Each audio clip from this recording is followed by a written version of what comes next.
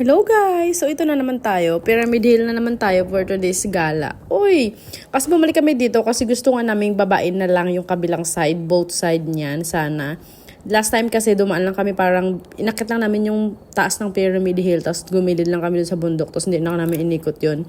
Look at that, ang ganda. Yung view sa baba is Saikong yan. Yun dyan kami mismo bababa ngayon, di ba? Ang ganda ng Saikong, nakakaiyak. Uy, ang arte!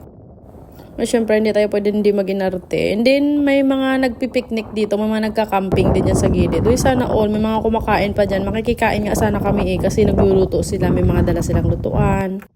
May mga nag-hotpot, may mga nagluluto ng egg. Nakakatuwa.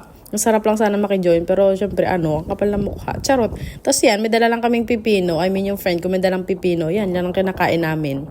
Naghihirap na dahil yung pang-off, ginawa na lang ang pamasahe. O diba, lahat ng kaartihan. Yung pala kala walang gastos sa bundok, yun pala ang gastos pamasahe. Maliit lang na pipino yung dala niya dyan. Tapos yun na lang kinain namin. May boiled egg din pala kami. Siyempre, dieta ng person pag nasa bundok. Hoy, nakakaiyak. Gusto ko na lang manatili sa bundok para hindi na ako kumain.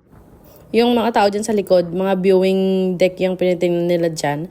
And then, pababa na kami ng Saikong. Dito kami nag-decide na bumaba. Nakakatuwa, ang daming yate dyan sa baba. Akala ko talaga, dito kami mismo bababa. Gusto ko sanang puntahan yung tanawin na yan kasi nga nakakatuwa. Tingnan nyo, ang dami. Kaso, hindi namin alam kung paano pumunta dyan. Parang sa ibang direksyon kami dinala ng aming mga paa. Huy, charot! Kasi pagbaba doon sa mismong trail na nito, iba na yung daan mismo kaya hindi ko na alam kung paano yung pumunta doon. Maaga kami umakyat this time, mga 9 lang to. Tapos look at the stairs, oh my god. Yan yung inakyat namin kanina, ay may binaba. Hoy, tapos ito na nga, hinahanap na namin kung saan yung sakayan dito.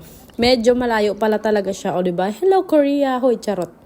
Actually, may sakayan doon. Bus na mini bus papunta dito sa Saikong. Pero pinili namin maglakad o diba bida-bidahan. Tapos hindi namin alam kung saan na kami napadpad. Look at that. Balang araw babalik kami dyan sa Saikong at pupunta kami dyan sa isa sa mga island na yan. Yung Snake Island. Hoy, charot lang. Mahuhuli ng isda. Charot. I mean, ahas. Tapos nakakatuwa tong market nila dito. Nakalutang lang na bangka.